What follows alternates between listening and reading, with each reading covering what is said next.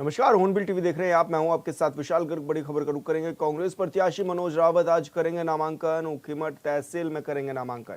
नामांकन के बाद कांग्रेस कार्यकर्ताओं से करेंगे मुलाकात। रामलीला मैदान अगस्त मुनि में करेंगे जनसभा को संबोधित। गणेश गोदियाल, करण मारा, यशपाल आर्य भी रहेंगे मौजूद। तो ये बड़ी खबर आपको बता रहे हैं, जहां पर आज नामांकन करने जा रहे हैं कांग्रेस के प्रत्याशी और इस दौरान कार्यकर्ताओं से मुलाकात का कार्यक्रम भी रहेगा और इस दौरान बड़े दिग्गज नेता भी उनके साथ मौजूद रहेंगे।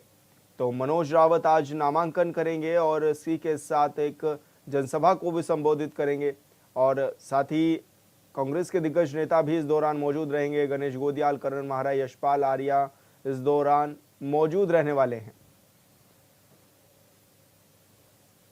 तो कांग्रेस प्रत्याशी मनोज रावत आज नामांकन करने जा रहे हैं और इस दौरान खासा तैयारियां भी देखी जा रही हैं। ऊखीमठ तहसील में आज वो नामांकन करेंगे और प्रदेश अध्यक्ष करण मारा, नेता प्रतिपक्ष यशपाल आर्य भी उनके साथ मौजूद रहेंगे।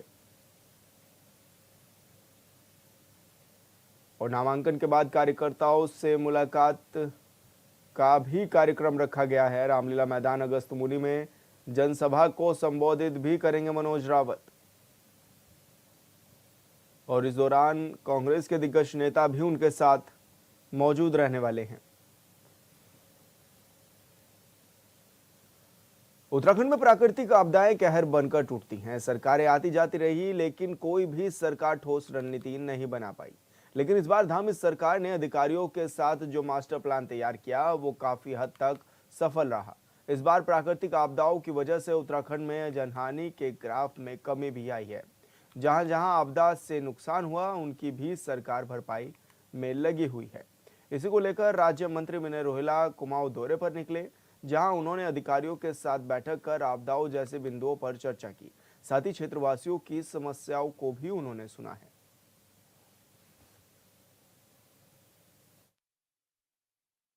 जब आपदा प्रारंभ थी उससे 3 महीने पहले ही तैयारी बैठक कर पूरे आपदा के विषय का न्यूनीकरण करने का पूरा प्रयास किया, यानी कि कम मनुष्य हानि हो, कम पशु हानि हो और संपत्तियों का कम नुकसान हो। इस प्रकार से पूरे राज्य के अंदर बहुत बड़ी आपदा आई है।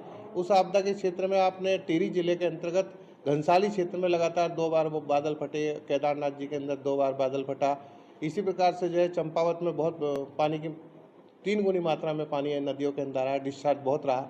और प्रदेश के अंदर विभिन्न स्थानों पर लगातार आपदा आती रही, लेकिन प्रशासन और शासन और मुख्यमंत्री जी के नेतृत्व में पूरी सब टीम ने मिलकर बहुत अच्छा कार्य मुख्यमंत्री के नेतृत्व में इस प्रदेश के अंदर किया। बड़कोट के नौगांव विकासखंड के बरनी गांव में प्रांतीय उद्योग व्यापार मंडल यमुना घाटी में आज बर्नीगार्ड इकाई का शपथ ग्रहण समारोह कार्यक्रम आयोजित किया गया। इस मौके पर जिला अध्यक्ष प्रांतीय उद्योग व्यापार मंडल के अध्यक्ष कबूल चंद पवार भी मौजूद रहे। वही व्यापार मंडल शपथ ग्रहण समारोह कार्यक्रम में पुरोला विधानसभा विधायक दुर्गेश्वर लाल ने सभी निर्वाचित सदस्यों को शपथ भी दिलाई है। मीडिया इंसिडेंट होते हैं तो व्यापारी सबसे पहले व्यापार जो व्यापारी है वो हमारी रीढ़ की हड्डी होती है। उनकी जो भी समस्याएं थी उन्होंने अपने आज हमारे समक्ष रखी है और कई बार उन्होंने अपने लोगों से और विभिन्न माध्यमों से सरकार तक पहुंचाने की बात करी है। आज मुझे जो है प्रत्यक्ष रूप से उन्होंने ज्ञापन भी दिया और मुझे लगता है कि व्यापार मंडल के जो अधिकार है वो संरक्षण होना बहुत जरूरी है, क्योंकि ये हमारी एक जो है एक बैकबोन से। आज का जो हमारा नगर व्यापार मंडल बर्नीघाट एक बहुत छोटी सी इकाई है और बहुत दिव्य और भव्य इसमें शपथ ग्रहण समारोह हमारा बहुत संपन्न हुआ। इसमें माननीय विधायक जी थे और एक समाज सेवी विनोद डोभाल जी थे और बाकी हमारी जिला टीम, पूरी प्रदेश की टीम थी। बहुत दिव्य और भव्य रहा। जसपुर में आगामी दिवाली पर्व को लेकर पुलिस प्रशासन अपनी तैयारियों में जुट गया है, लेकिन प्रशासन के आगे प्रदेश के कई क्षेत्रों में बड़ी चुनौती सामने आती दिखाई दे रही है। वहीं जसपुर की लकड़ी मंडी प्रदेश की सबसे बड़ी लकड़ी मंडी के रूप में जानी जाती है और इस लकड़ी मंडी में हल्की सी भी आगजनी पूरे प्रदेश को दहला सकती है। इस चुनौती से निपटने के लिए जसपुर पुलिस ने अपनी तैयारियां भी तेज कर ली हैं। बता दें कि पुलिस की ओर से जसपुर कोतवाली परिसर में व्यापारी और समाजसेवी लोगों के साथ एक मीटिंग का आयोजन किया गया, जिसमें आने वाली चुनौतियों पर चर्चा की गई। पुलिस की ओर से संबंधित अधिकारियों को शहर में लाइट की व्यवस्था, पुलिस की ओर से यातायात व्यवस्था और पर्व को शांतिपूर्ण तरीके से संपन्न कराने के लिए रूपरेखा भी तैयार की गई है। इसके अलावा पुलिस ने फायर ब्रिगेड की टीम को भी अलर्ट मोड पर रहने के निर्देश दिए हैं।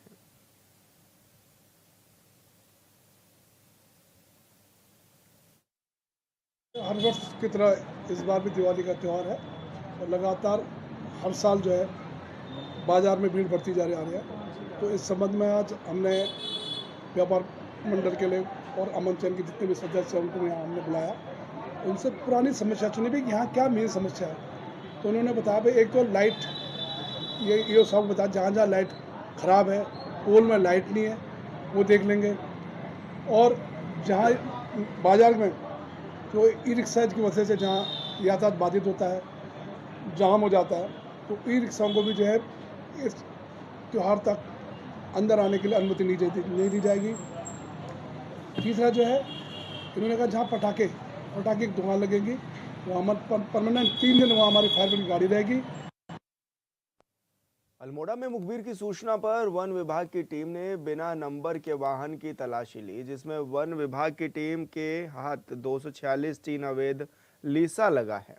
वहीं इसी बीच साथी लीसा तस्कर वन विभाग को चकमा देकर मौके से फरार होने में कामयाब रहे और वन विभाग ने घटना पर संबंधित धाराओं के तहत केस भी दर्ज कर लिया है और तस्करों का पता लगाने में भी जुट गई है।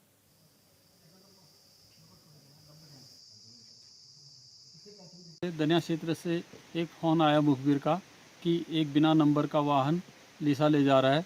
मैं अपने मातहतों को साथ लेकर के तत्काल अपने निजी वाहन से दनिया की ओर को चल पड़ा और दनिया और ध्याड़ी पहुंच गया था, परंतु वाहन का कहीं पता नहीं चला।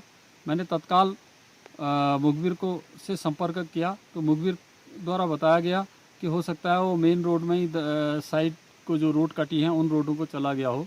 मैंने दनिया और धौला देवी के बीच से एक रोड कटती है पोखरी और चिल को, जो गुणादित्य में मिलती है, उस रोड पे आए तो 246 टन लीसा जो था वो मोटर रोड पर फेंका हुआ था। हो सकता है उसी वाहन से वो फेंका गया हो और वाहन भाग गया हो।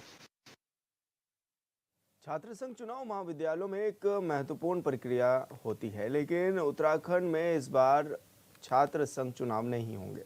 राज्य सरकार ने उच्च न्यायालय को बताया है कि 23 अप्रैल 2024 को एक शासनादेश जारी करते हुए महाविद्यालयों को 30 सितंबर तक छात्र संघ चुनाव संपन्न कराने के निर्देश दिए गए थे, लेकिन महाविद्यालयों ने सरकार के आदेश का पालन नहीं किया और छात्र संघ के जो चुनाव थे वो नहीं हो पाए। अब सरकार छात्र संघ चुनाव संपन्न कराने में सक्षम नहीं है। अब सरकार के इस फैसले के बाद राज्य में सियासत भी गर्मा गई है। इस रिपोर्ट में देखिए।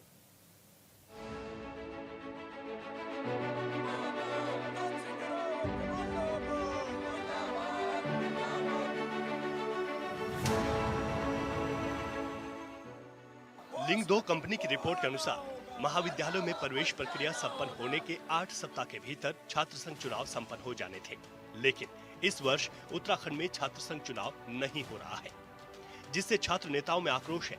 सरकार ने 24 अप्रैल को अध्यादेश जारी कर महाविद्यालयों को 30 सितंबर तक छात्र संघ चुनाव संपन्न कराने के निर्देश दिए थे, लेकिन समय अवधि बीत जाने के बाद भी चुनाव संपन्न नहीं हुए और उच्च न्यायालय में दायर जनहित याचिका दायर पर सुनवाई के दौरान याचिका को खारिज करते हुए कोर्ट ने सरकार को फैसला लेने को कहा, जिसके बाद सरकार ने समय अवधि बीत जाने का हवाला देते हुए छात्र संघ चुनाव संपन्न कराने में असमर्थता जताई है। वहीं इस आदेश के बाद छात्र संगठनों में जबरदस्त आक्रोश है। इस बार छात्र संघ चुनाव नहीं होंगे क्योंकि राज्य सरकार चुनाव करवाने में सक्षम नहीं है। तो ये एक तरफ से मनमाना ऑर्डर है और तानाशाही है। क्या इसीलिए छात्र नेता यहाँ कॉलेजों में रात दिन एक कर रहे थे अपने कि आप एक ऑर्डर निकाल दो कि चुनाव नहीं होंगे, जब राज्य सरकार द्वारा ये एक तिथि घोषित की गई थी जो कि 25 तारीख निर्धारित की गई थी, उन 30 सितंबर से पहले चुनाव होने थे। तो आप उसको कराने में आप हाथ पीछे खींच रहे हो कि हम करवाने में सक्षम नहीं है, उसमें कमी किसकी है? हम सीधा मानेंगे राज्य सरकार छात्र प्रतिनिधित्व है उसको ख़त्म करवाना चाहती है, ताकि राज्य सरकार एवं यूनिवर्सिटी के खिलाफ कोई भी आवाज़ ना उठा सके, वो अपने मनमाने तौर पे कुछ भी करवा सकें। जैसे कि आपको पता है डॉक्टर धन सिंह रावत छात्र संघ चुनाव को लेकर तो हाथ पीछे खींच रहे हैं, लेकिन पोर्टल खोलने के लिए सर्वप्रथम आगे आ गए, अपनी बाइट दे रहे हैं कि अभी भी एडमिशन होने हैं, अभी भी सीटें खाली है। और जो छात्र संघ का पैसा कटता है, किस बात का कट रहा है? प्रदेश के सबसे अधिक छात्र संख्या वाले महाविद्यालय डीएवी पीजी कॉलेज के छात्र संघ अध्यक्ष सिद्धार्थ अग्रवाल का कहना है कि इस लोकतांत्रिक देश में कुछ भी असंभव नहीं है। जब सरकार निकाय चुनाव को कराने में समर्थ है तो छात्र संघ चुनाव क्यों नहीं। उन्होंने कहा कि प्रदेश के शासकीय और अशासकीय महाविद्यालयों की हालात बहुत बदतर स्थिति में है। ऐसे में छात्र नेता ही अध्यापकों और आम छात्रों के बीच सेतु के रूप में काम करते हैं और विद्यालय में ही हालात सुधारते हैं। सिद्धार्थ का कहना है कि सरकार को विलंब से ही सही, लेकिन छात्र संघ चुनाव जरूर करवाने चाहिए। यही तमाम छात्र संगठनों की मांग है। हमारे इस लोकतांत्रिक देश में ऐसी कोई चीज़ नहीं है जो चीज़ सरकार नहीं करा सकती है। रही बात चुनाव की, तो देखिए जब नगर निगम के चुनाव जो पिछले 1 साल से खाली पोस्ट पड़ी है, चाहे वो मेयर हो पार्षद हो, जब वो नहीं कैंसिल हो सकते हैं, वो चुनाव भी सबको पता है कि आज नहीं तो कल, कल नहीं तो परसों, मतलब नवंबर, दिसंबर, जनवरी, फरवरी, चाहे मार्च, अप्रैल तक एक्सटेंड हो, लेकिन वो चुनाव होने ही होने हैं। तो जब वो चुनाव हो सकते हैं तो छात्र संघ चुनाव क्यों ना हो। और ये सिर्फ एक टालने वाली बात है कि सरकार कोर्ट पे टाल रही है, कोर्ट सरकार पे टाल रही है, लेकिन सच्चाई ये है कि अगर कोई जिम्मेदारी लेने को तैयार हो तो ये कोई बहुत बड़ी बात नहीं है छात्र संघ चुनाव कराना। और रही बात छात्र संघ चुनाव की, तो मैं आपको कहना चाहता हूँ कि छात्र संघ चुनाव कराना बहुत ही ज़्यादा ज़रूरी है, क्योंकि कहीं ना कहीं हमारे देश के राजनीतिक भविष्य की जो नींव है वो ये छात्र संघ चुनाव है। और छात्र संघ चुनाव कराने बहुत ज़्यादा ज़रूरी है, क्योंकि अगर छात्र संघ चुनाव बंद हो जाएंगे तो कहीं ना कहीं छात्र नेता भी घर में बैठ जाएंगे, वो अपने दूसरा फील्ड पकड़ लेंगे। और अगर उन्होंने दूसरा फील्ड पकड़ा तो मैं आपको बताना चाहता हूं कि जो हमारे सरकारी या राजकीय अर्धशासकीय कॉलेज जितने भी हैं, उनकी कॉलेज की मतलब इतनी ज़्यादा दुर्दशा है कि वहाँ बिना छात्र नेताओं के, जो कि एक पुल का काम करता है टीचर और आम छात्रों के बीच में, बिना छात्र नेताओं के यहाँ सबसे ज़्यादा दिक्कत जो झेलनी पड़ेगी, सबसे ज़्यादा प्रॉब्लम्स जो फेस करनी पड़ेंगी वो आम बच्चे को करनी पड़ेगी। वहीं छात्र संगठनों में आक्रोश के बाद भाजपा प्रदेश प्रवक्ता हरि पाठक का कहना है कि छात्र संघ चुनाव के लिए सरकार ने समय अवधि तय की थी, लेकिन उस समय अवधि के भीतर चुनाव संपन्न नहीं हो पाए और यह एक संवैधानिक प्रक्रिया है। आगे इस पर विचार विमर्श किया जा रहा है और तय सीमा के आगे भी छात्र संघ चुनाव करवाने के विषय में विचार विमर्श किया जा रहा है और जो भी परिणाम होंगे निश्चित रूप से बेहतर होंगे। ये जो छात्र संघ चुनाव का मामला है, एक सीमा तय की गई थी, उस नियत सीमा पर विद्यालय ने चुनाव नहीं करा पाया और उसमें असमर्थ रहा है। लेकिन तय सीमा के आगे भी इसको प्रक्रिया को देखा जाएगा और निश्चित रूप से जो भी परिणाम होगा अच्छा ही निकल कर सामने आएगा और आगे ये चुनाव को गंभीरता से लेते हुए कराया जाएगा। पूर्व मुख्यमंत्री हरीश रावत का कहना है कि अब ये सिलसिला शुरू हो गया है और समस्त छात्र संगठनों को आगे आकर सरकार के इस फैसले के खिलाफ आवाज उठानी चाहिए, क्योंकि भाजपा सरकार की ये परिपाटी रही है कि सरकार एक बार जिस काम को रोक दे फिर उसे खड्डे में ही डाल देती है और सरकार का ये फैसला छात्र संघ राजनीति को खत्म करने की दिशा में उठाया गया कदम है और इस तरीके के निर्णय राज्य और छात्र राजनीति दोनों के लिए ही घातक है। हम सरकार के इस फैसले की कड़ी निंदा करते हैं। आगे आए और सरकार के इस कदम का विरोध करें, इसमें जनमत तैयार करने का काम करें। नहीं तो ये साल ही नहीं, अब ये सिलसिला प्रारंभ हो गया है। अब छात्र संघों के चुनाव नहीं होंगे, क्योंकि ये जिस चीज को नहीं करते हैं उसको गड्डी में डाल देते हैं, इसी तरीके से कर देते हैं। तो ये तो हम इसकी निंदा करते हैं और ये राज्य के लिए और विशेष तौर पर जो हमारे छात्र लोकतंत्र है उसको ये समाप्त करने की दिशा में कदम है। अब सवाल उठ रहा है कि सरकार छात्र संघ चुनाव न कराकर छात्र राजनीति को कमजोर करना चाहती है। आखिर जब 30 सितंबर तक चुनाव कराने की समय अवधि तय की गई थी तो सरकार अपने ही आदेश का अनुपालन कराने में क्यों असफल हुई? Bureau report, hornbill TV.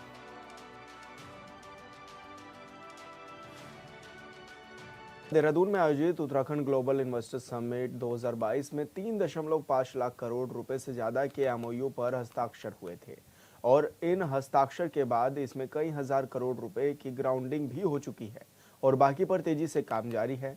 कुछ दिन पहले ही सिंगापुर में IFTI इंफ्रा प्राइवेट लिमिटेड की तरफ से उत्तराखंड निवेशक सम्मेलन B2B का आयोजन किया गया, जिसमें उत्तराखंड में 500 बिलियन अमेरिकी डॉलर निवेश पर समझौता हुआ।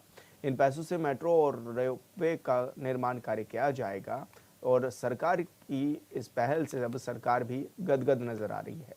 साथ ही राज्यवासियों को भी उम्मीद है कि निवेश से स्थानीय लोगों को रोजगार भी मिलेगा। सिंगापुर में उत्तराखंड निवेशक सम्मेलन B2B 500 मिलियन अमेरिकी डॉलर का होगा निवेश। Skyline profits PT limited IFET में करार।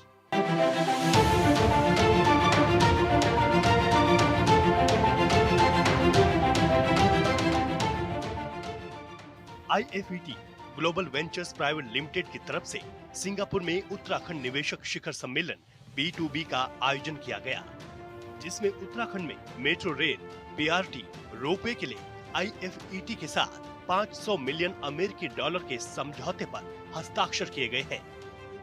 सिंगापुर में आयोजित निवेशक सम्मेलन B2B में IFET और सिंगापुर स्थित company skyline profits PT limited के बीच यह समझौता हुआ है, जो उत्तराखंड में भारी निवेश करेगा। I would like to thank Mr. Rizwan personally, Chairman of IFET, for inviting me in this B2B summit. निवेशक सम्मेलन B2B में जितेंद्र त्यागी रहे मौजूद। उत्तराखंड मेट्रो रेल कॉर्पोरेशन के निदेशक हैं त्यागी। मेट्रो रेल, PRT, रोपवे के लिए MOU पर हस्ताक्षर। सिंगापुर में आयोजित निवेशक सम्मेलन B2B में IFET और सिंगापुर स्थित company skyline profits PT limited के बीच यह समझौता हुआ है। माना जा रहा है कि यह पहल उत्तराखंड राज्य में पर्यटन और रोजगार सृजन में महत्वपूर्ण योगदान देगी और निवेशकों, प्रौद्योगिकी कंपनियों दोनों को उत्तराखंड में भागीदारी के लिए उपयुक्त अवसर प्रदान करेगी। इस शिखर सम्मेलन में उत्तराखंड के मेट्रो रेल, PRT और रोपवे के प्रबंध निदेशक जितेंद्र त्यागी, स्काईलाइन प्रॉफिट्स प्राइवेट लिमिटेड के CEO विद्या, IFET के अध्यक्ष रिजवान खान और IFET के निदेशक और स्काईलाइन प्रॉफिट्स प्राइवेट लिमिटेड के प्रबंध निदेशक अतुला हेरात ने भाग लिया। He has introduced investors to me, and now we will be further discussing the modalities, how we can go about taking the support from them. I would brief the projects which we are planning in Uttarakhand. 5 अगस्त 2019 को मुंबई में हुआ था सम्मेलन। IFET ने USA निवेशकों को किया था आमंत्रित। उत्तराखंड सरकार और IFET के बीच है समझौता। इससे पहले 5 अगस्त 2019 को IFET ने मुंबई में उत्तराखंड मेट्रो रेल निवेशक शिखर सम्मेलन B2B का आयोजन किया था और उससे पहले 2016 में IFET ने पेरिस में उत्तराखंड यूरोपीय निवेशक सम्मेलन के लिए अनुबंध किया था। इसके बाद 6 नवंबर 2023 को मुंबई के होटल ताज पैलेस में आयोजित उत्तराखंड निवेशक सम्मेलन में IFET ने USA निवेशक को भी आमंत्रित किया और IFET ने उत्तराखंड सरकार के साथ 3 समझौता ज्ञापनों पर हस्ताक्षर किए। I am managing director of Uttarakhand Metro Rail Corporation Limited, which is a company formed by state government of Uttarakhand. IFET लाएगा 20 अमेरिकी प्रतिनिधियों को उत्तराखंड। FDI निवेश नीति के तहत होगा उत्तराखंड में निवेश। राज्य में पर्यटन और रोजगार सृजन पर दिया जा रहा है जोर। खबर है कि IFET अमेरिका से 20 अमेरिकी प्रतिनिधियों को उत्तराखंड राज्य में भी लाएगा, जिसके लिए पत्राचार पहले से ही चल रहा है। IFET का कहना है कि FDI निवेश नीति के माध्यम से राज्य में निवेश के अवसर ला रहे हैं।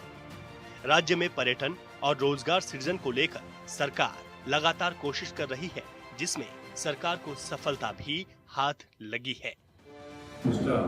Rizwan, Chairman of IFET.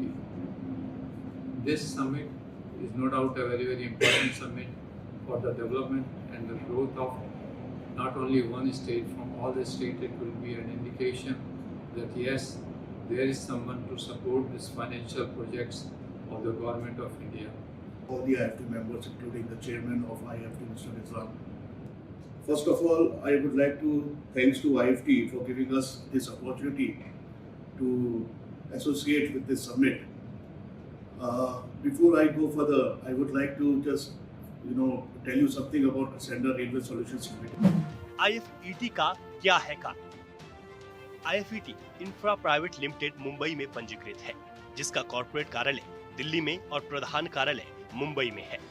Indo France यूरोपीय ट्रायंगल IFET पहले एक यूरोपीय संघ गैर लाभकारी संगठन था, जिसे 2015 में वित्तीय पुनर्गठन के एकमात्र उद्देश्य से बनाया गया था, ताकि भारत के विभिन्न राज्य सरकारों से समय समय पर आने वाली प्रत्यक्ष विदेशी निवेश आवश्यकताओं को पूरा किया जा सके। एक संस्थान के रूप में IFET में वित्तीय और M&A विशेषज्ञों की एक टीम है, जो भारत के राज्यों के लिए अनुकूलित व्यापक और लक्षित शोध करती है। यह शोध विभिन्न क्षेत्रों और उद्योगों की राज्य सरकार के बारे में अंतर्दृष्टि प्रदान करता है और FDI निवेशकों के साथ एक समान योजना बनाने और राज्य सरकारों और FDI दोनों की आवश्यकता को पूरा करने के लिए समानांतर रेखा खींचता है।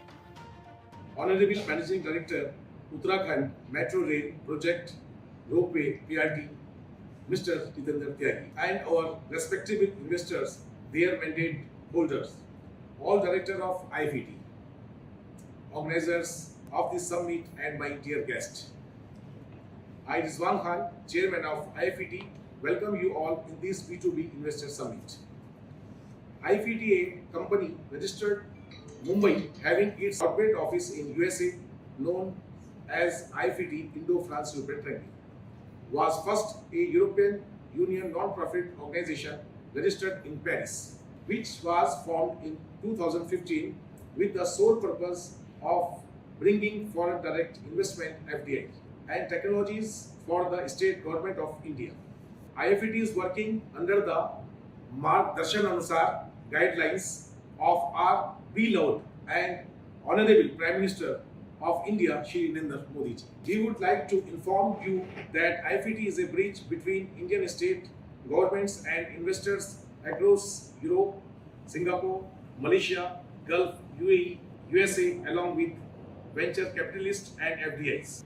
We have association with the technologies, USA, Europe, and Israel for different sectors, due to which we also conduct learn and knowledge meet for the state governments of India.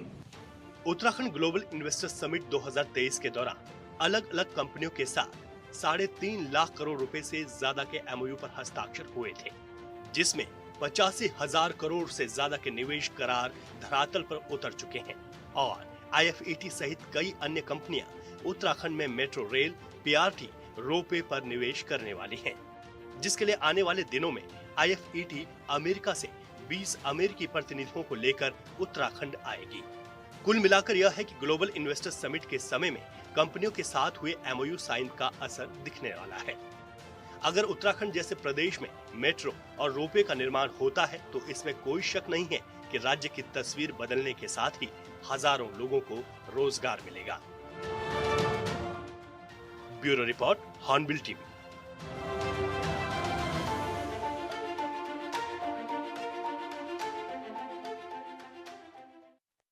और फिलहाल इस बुलेटिन में इतना ही। आप देखते रहिए हॉर्नबिल टीवी। नमस्कार।